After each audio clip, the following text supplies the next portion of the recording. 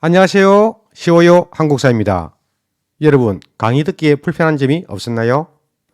혹시 남기고 싶은 말이 있다면 댓글을 이용하시면 좋겠습니다. 지난 시간에는 고구려 백제 신라의 성립과 발전의 모습을 알아보았습니다. 이번 시간에는 삼국의 항쟁이라는 주제로 함께 학습해 보겠습니다. 그러면 지금부터 백제와 고구려, 고구려와 나제동맹, 그리고 신라와 백제가 한강 지역을 놓고 어떻게 치열하게 항쟁하였는지 시대별로 살펴보겠습니다. 4세기까지만 하더라도 삼국 중 주도권을 가진 나라는 백제였습니다. 당시 백제의 국왕은 건초고왕이었지요. 그때 고구려는 백제의 공격까지 받아 고국 원왕이 전사하였다는 사실을 익히 알고 있죠. 그러나 고구려는 소수림왕의 개혁 이후 국가 체제를 더욱 강화하여 결국 5세기에 이르면 영토를 비약적으로 넓혀가게 됩니다. 이들이 바로 광개토대왕과 장수왕입니다. 광개토대왕은 백제를 공격하여 한강 이북을 차지하고 한반도 남부까지 내려와 신라를 구원하러 금강가야와 외에 타격을 주기도 합니다. 이는 지난 시간에 다루었던 내용이었지요. 이어 그 뒤를 이은 장수왕은 수도를 국내성에서 평양성으로 옮겨 영토를 남쪽으로 넓혀가는 남진정책을 추진하여 백제를 더욱 압박합니다. 결국 백제를 공격하여 백제의 수도인 한성을 함락하고 한강 유역을 차지하게 됩니다. 한강을 빼앗긴 백제는 어떻게 되었을까요? 백제의 왕 계로왕은 전사하고 왕족의 일부는 신하들을 이끌고 남쪽으로 피신하여 오늘날 공주인 웅진성으로 천도합니다. 이때가 5세기입니다. 참고로 백제의 수도에 대해 잠시 알아보겠습니다. 백제는 수도가 어디이냐에 따라 세 시기로 구분합니다. 처음에는 오늘날 서울인 한성시대, 그 다음에는 오늘날 공주인 웅진시대이며 마지막으로 오늘날 부여인 사비시대임을 알아주시면 백제를 이해하는 데 크게 도움이 되겠습니다. 다음은 장수왕과 관련 있는 유물과 유적지를 통해 그것이 시사하는 바가 무엇인지 알아봅시다. 왼쪽에 보이는 커다란 비는 광개토대왕 능비입니다. 광개토대왕의 아들인 장수왕이 세운 비이죠. 높이가 6.4m가 됩니다. 보통 사람 키의 4배나 가까운 높이이지요. 여기에는 광개토대왕의 영토 확장과 관련된 내용이 담겨 있는데 그중 신라를 구원하러 기병, 보병을 합쳐 5만의 군사를 보냈다는 글도 새겨져 있습니다. 이 비문의 기록을 통해서 우리는 당시의 고구려는 신라에 어느 정도 영향력을 행사하였다는 점을 알 수 있습니다. 오른쪽 무덤은 장군총이라는 고분입니다. 우리는 문화적 가치가 있는 당시의 지배층의 무덤을 고분이라고 부르지요. 이 고분의 주인공은 장수왕으로 추정됩니다. 한 변의 길이가 30m가 넘는 거대한 무덤으로 돌을 계단식으로 쌓아 올렸습니다. 이 고분 양식을 돌무지 무덤이라 부르는데 이 무덤은 백제의 초기 무덤인 석천동 고분에 영향을 주었다는 사실을 꼭 기억해 주시면 좋겠습니다. 다음으로 고구려에 의해 한강을 빼앗긴 백제는 어떻게 되었는지 살펴봅시다. 백제는 장수왕의 공격을 받아 계로왕은 전사당하고 웅진으로 도읍을 옮겨 어려움을 겪게 되지만 동성왕과 무령왕이 국력을 다시 회복해 나갑니다.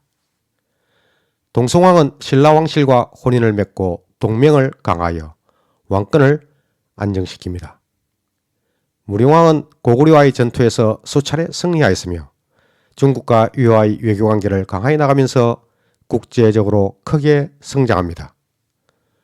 무령왕의 뒤를 이어 즉위한 6세기의 성왕 때 오게 되면 수도를 웅진에서 부여인 사비성으로 옮기고 국가의 이름도 남부여로 바꾸면서 백제의 중흥을 이룩합니다.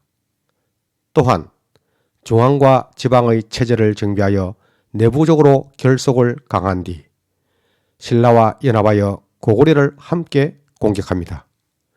그리하여 백제는 고구려에 의해 빼앗겼던 한강 하류를 되찾게 됩니다. 그러나 안타깝게도 신라의 배신으로 신라에게 공격을 받아 되찾았던 한강 유역은 빼앗기게 되고 성왕은 관산성 전투에서 신라에 의해 전사까지 당하는 결과를 맞이하게 됩니다. 그 후 백제는 다시 절치부심하여 국력을 회복하고 신라를 상대로 끊임없이 전투를 치르게 됩니다.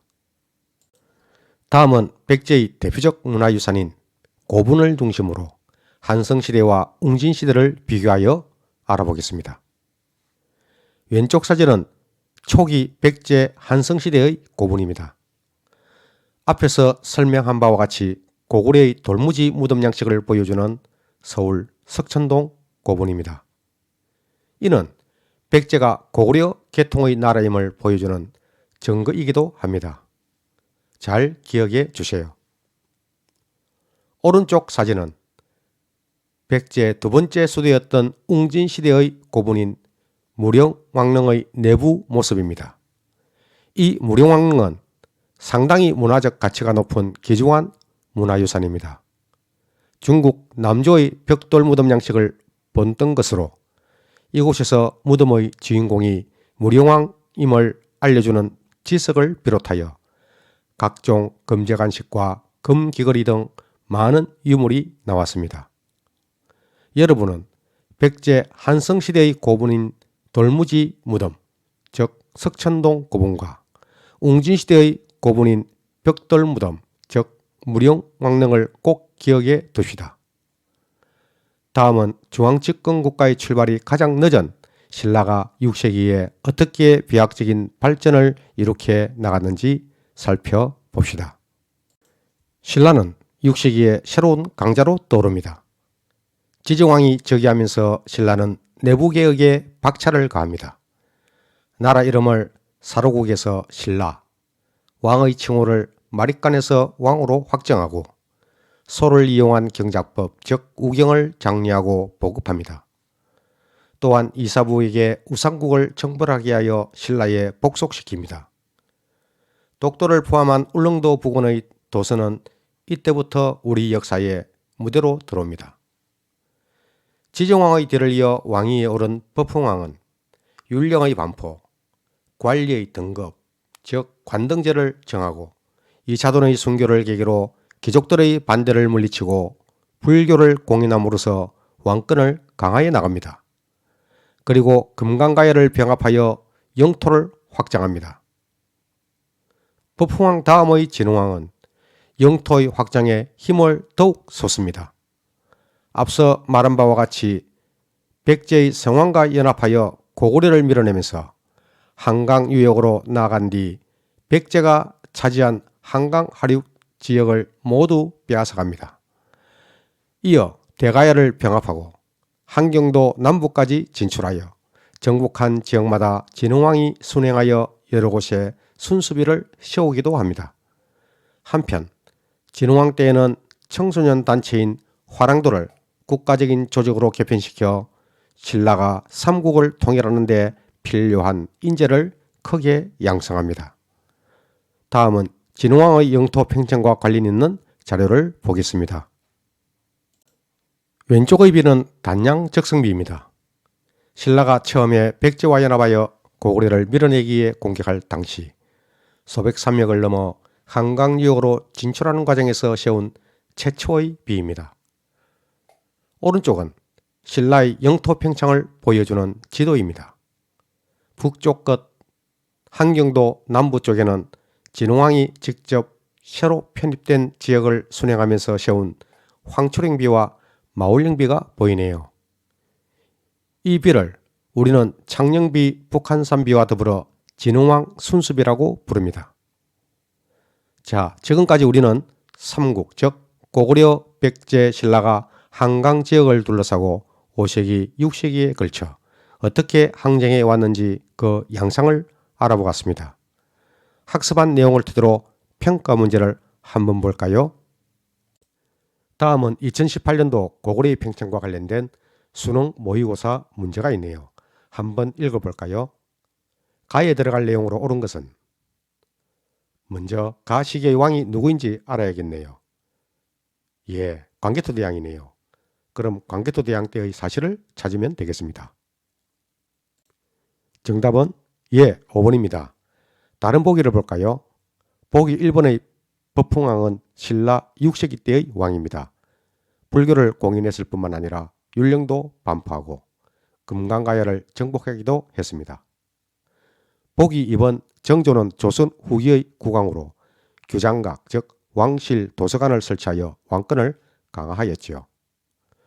보기 3번 광종은 고려의 국왕으로 과거제도 실시뿐만 아니라 노비 안건법도 시행하였지요. 모두 왕권을 강화하기 위한 제도입니다.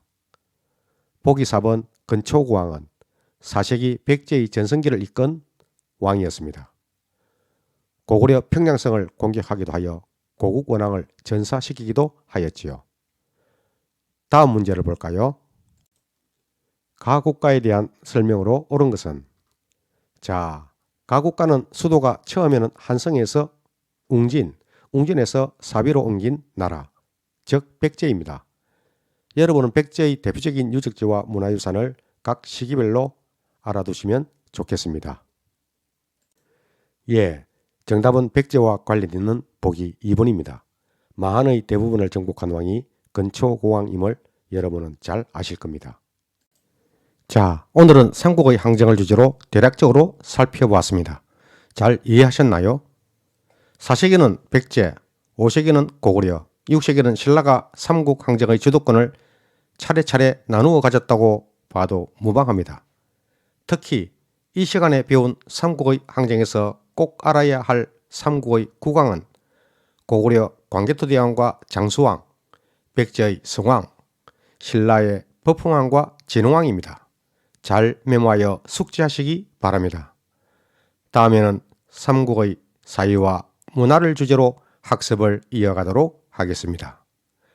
그럼 여러분 수고 많았습니다. 다음에 또 뵙겠습니다.